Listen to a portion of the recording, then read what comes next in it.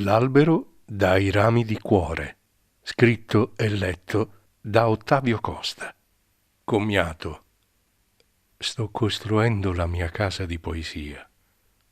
Parola dopo parola, mattone dopo mattone, e la farò senza tetto.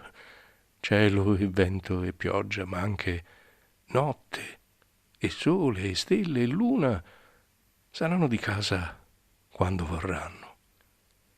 E la farò senza fondamenta. Così potrà volare libera e sfrenata, seguendo zefiri e grecali, le stagioni della terra e quelle dell'anima.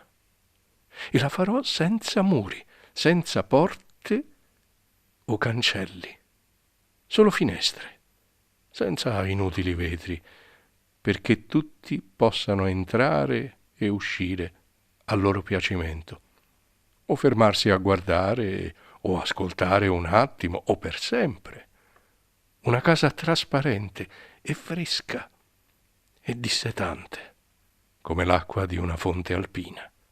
Una casa di mattoni di parole, leggeri come promesse, gravi come la felicità dei bambini, minuscoli come baci furtivi, immensi come la carezza della natura.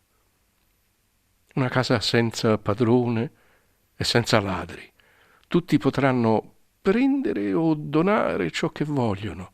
Una casa di parole, con voce, come malta, come collante per tenere uniti pensieri, sogni, vita, versi, sentimenti, emozioni.